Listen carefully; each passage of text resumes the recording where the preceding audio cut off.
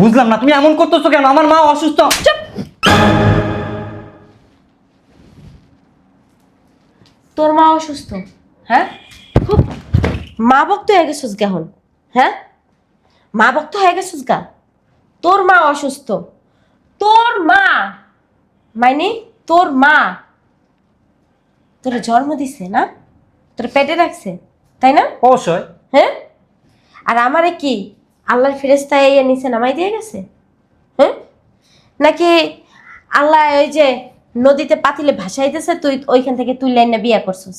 কোনটা কোনটা? বুঝলাম না তুমি অশান্তি কেন করতেছো? আমি অশান্তি করতেছি? আমি অশান্তি করতেছি? হ্যাঁ, নিজের মা মা আর পরের মা কি? হুম, ভাডার পানি? আমার মা আজকে দীর্ঘ 15টা দিন ধরে অসুস্থ, একটা নজর দেখার লেগে ছটফট করে। ওদিনকে আমার মা ফোন পর্যন্ত দিছে, আমি চাই নাই বিদয়। আমার মা কাঁদতে কাঁদতে, আমার মা চোখে কিছু দেখে না, সাইনি পড়ে গেছে। হ্যাঁ, আমার মা মৃত্যুর শয্যায় লড়তিছে, একটা নজর আমারে দেখতে চাইছে। তুই আমাকে একটা সেকেন্ডের জন্য যাইতে দাস নাই? কি, কেন যাইতে দাস নাই? তার মানে তুমি আমার সাথে রিভেঞ্জ নিচ্ছ? তোর সাথে আমি রিভেঞ্জ নিতেছি না, তোকে বুঝাইতাছি যে যেমন কর্ম তেমন ফল।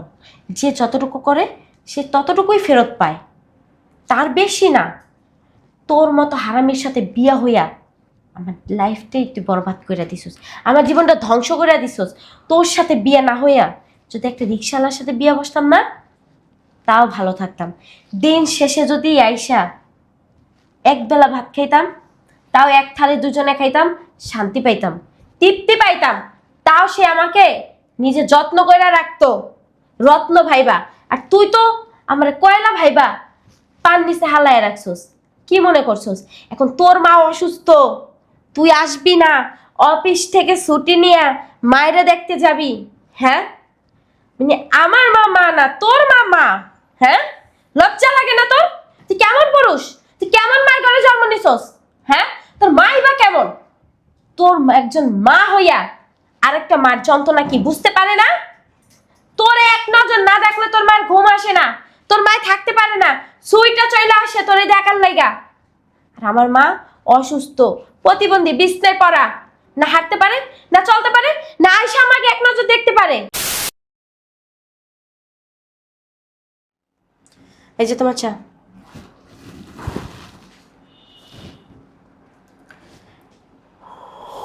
শোনো না, হুম, একটা কথা বলার ছিল।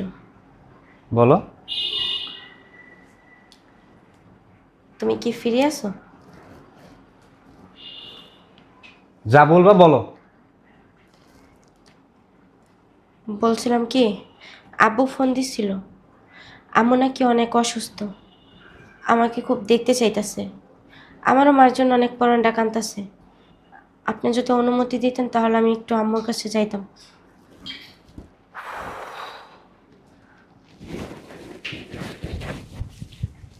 এ হচ্ছে তোমার সমস্যা, শুধু দুদিন ছাড়া বাবার বাড়িতে যাওয়ার চালাকি।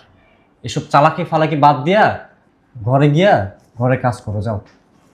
আমি মিথ্যা কথা বলতেছি না, সত্যিই আব্বু ফোন দিছিল, আম্মু অনেক অসুস্থ।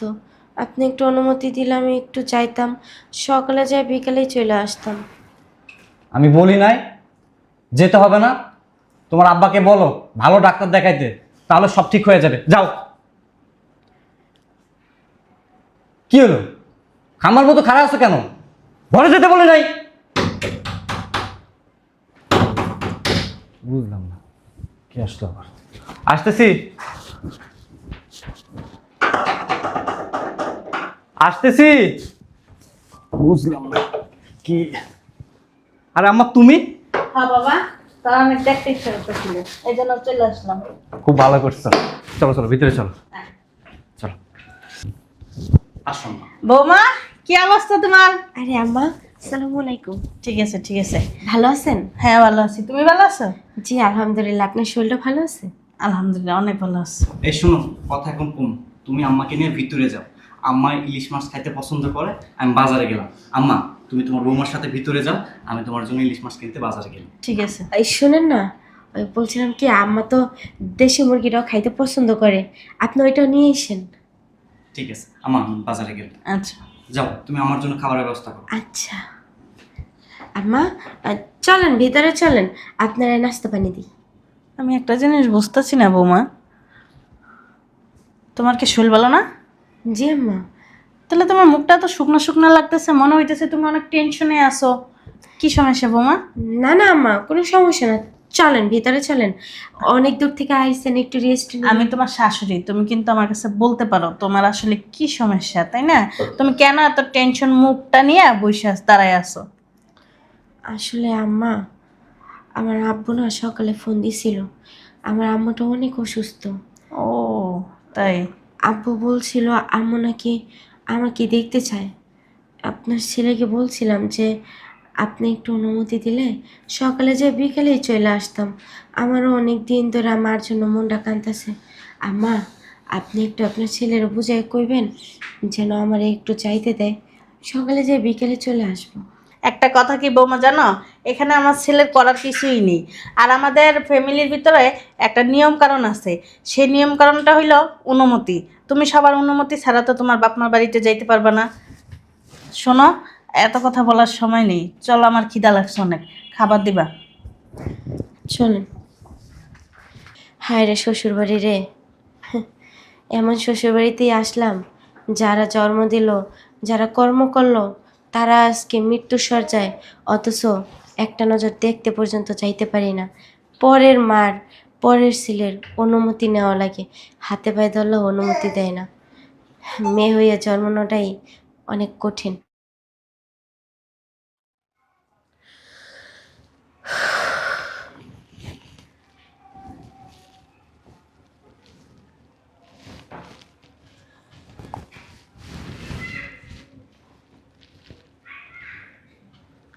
মা ফোন দিল, নিশ্চয়ই গোয়া যাওয়ার কথা, যাই নাই যে।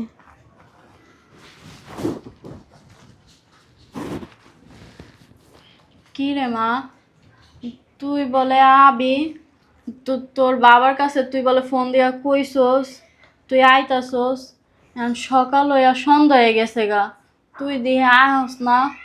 কি হইছে মা, তুই কি আবি না আমারে দেখতে?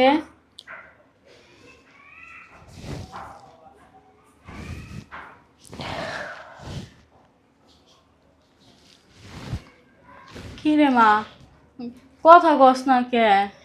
মার উপরে কি তুই রাগ? মায় না অনেক অসুস্থ, মারে দেখতে আয়।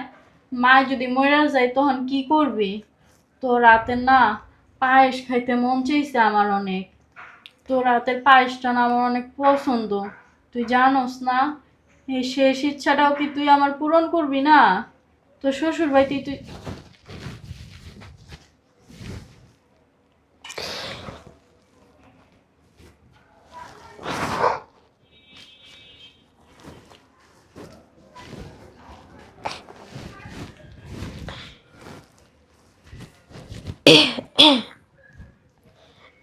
দেখো মা, আমি না তোমাকে বাড়িতে যাইতে চাই না।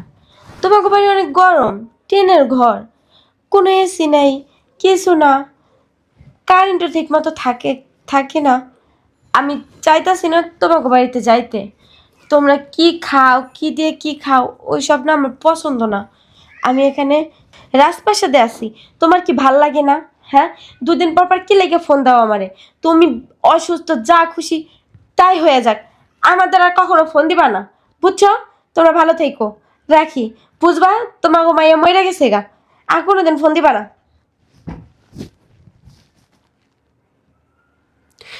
মায়েরা আমি কেমনে বোঝায় কইতাম যে তারে দেখার লেগে আমার পরানটা কাঁদতেছে। কোন ঘরে বিয়ে দিলাম মা?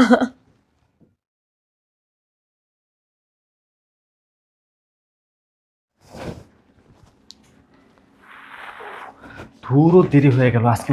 এই শোনো, আমি অবশ্যই গেলাম, গেটটা লাগাই দিও, ঠিক আছে? ও আরেকটা কথা, আমি কিন্তু আজকে বাসায় আসবো না, আমার আম্মা অসুস্থ, আমি গ্রামে যাব। তুমি সাবধানে থাইকো আর গেটটা লাগাই দাও। এই শোনো, কই যাইবা?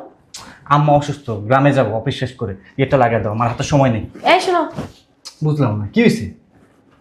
তোমার আম্মা অসুস্থ, আই মিন আমার শাশুড়ি অসুস্থ, আমাকে তো একবার বললো না? আসলে আমার মনে ছিল না, এত কথা বলার মতো এখন সময় নেই, আমি দেরি হয়ে যাচ্ছে, গেটটা লাগিয়ে দাও। বুঝলাম না, বললাম না হাতে সময় না, গেটটা। অফিস টু বাসা, বাসা টু অফিস, মানে বুঝো না? বাংলায় বলতেছি, বাসা থেকে অফিসে যাবা, অফিস থেকে বাসায় আসবা, তার বাইরে যদি এক পা দিছো না, তোমার পা ভাইঙ্গা হাতে ধরাই দেবে। বুঝলাম না, আমার আম্মা অসুস্থ, আমি গ্রামে যাবো না? তোমার আম্মা অসুস্থ হোক বা তোমার আম্মা মইরা ভাড়া দিয়ে যাও, ওরাও আমার দেখার দরকার কি নেই। সব কথাবার্তা বলতেছো? সংসার তো সংসার, সংসারে তুমিও যেমন আমিও তেমন, সংসার যেমন তোমার তেমন আমার, আমার সংসারে তৃতীয় কোনো ব্যক্তি ঢুকবে না। কথা কিন্তু ঠিক করে বলো। তুমি ঠিক করে বলো, আমি কথা ঠিক মতোই বলবো। বুঝলাম না, তুমি এমন করতেছো কেন? আমার মা অসুস্থ।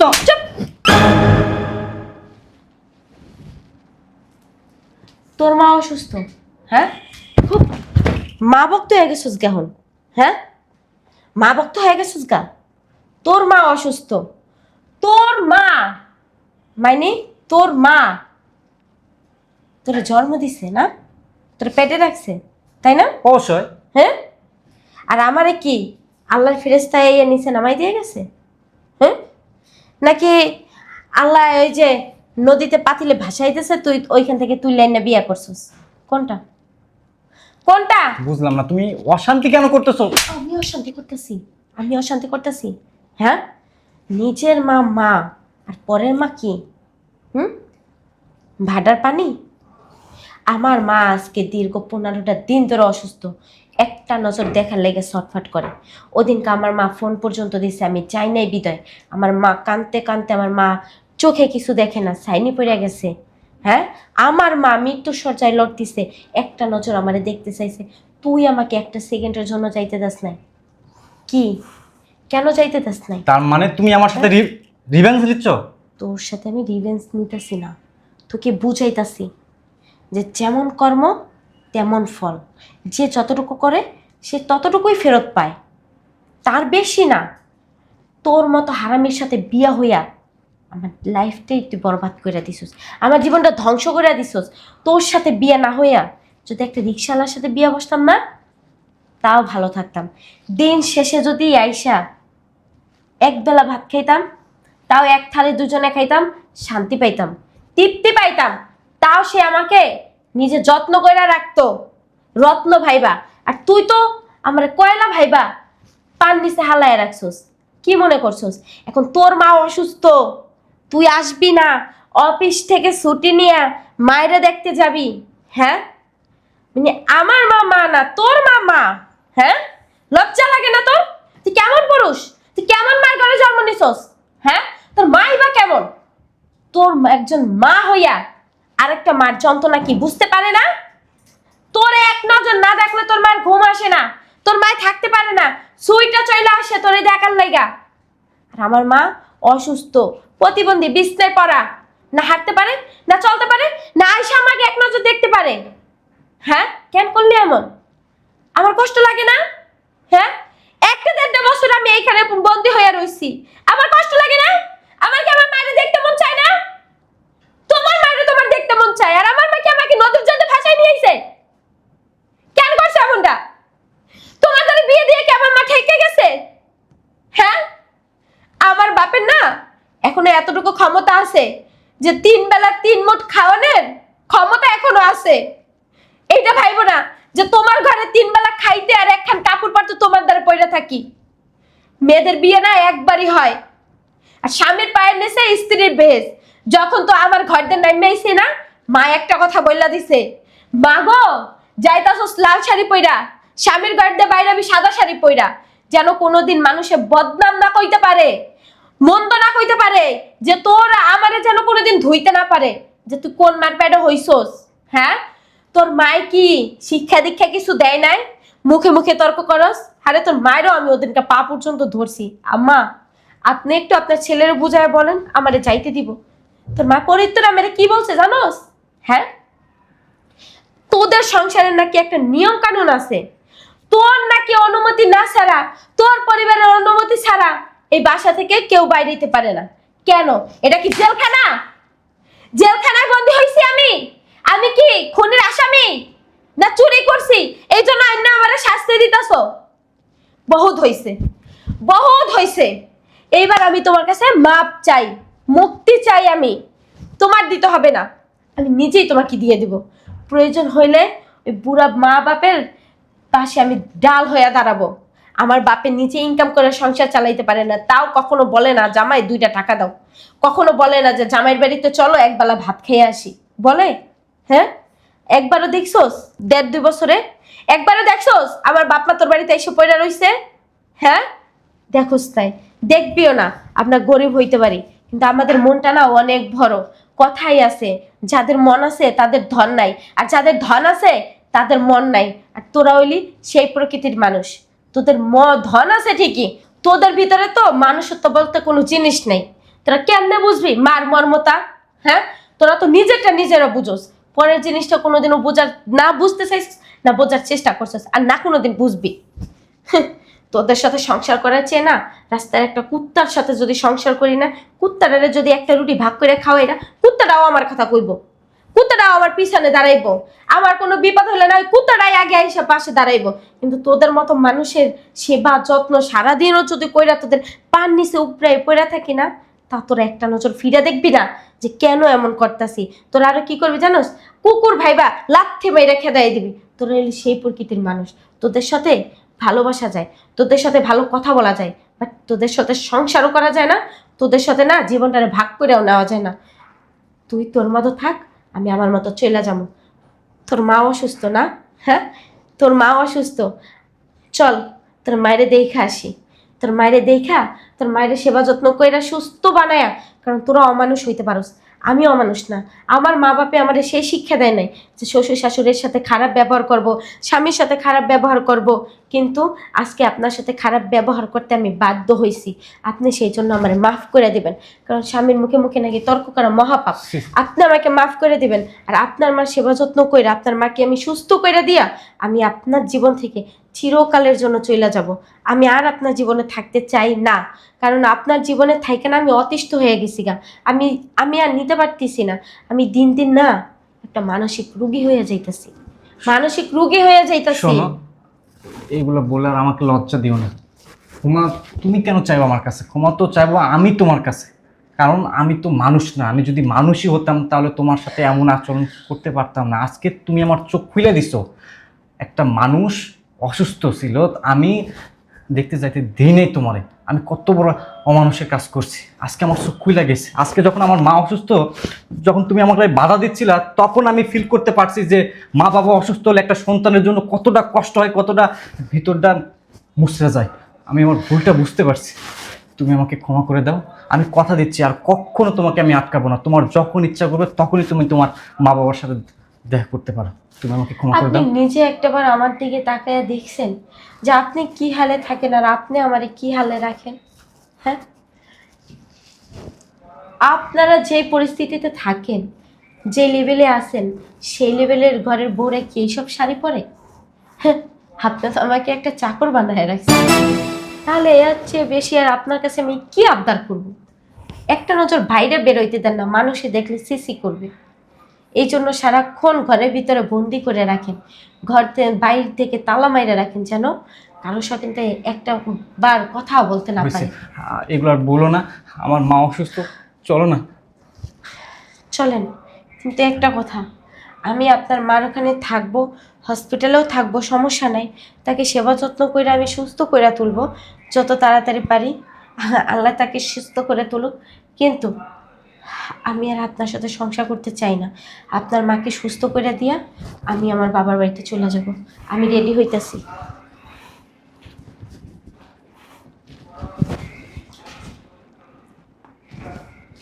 হ্যাঁ আব্বা, হ্যাঁ আব্বা, আমরা আসতেছি।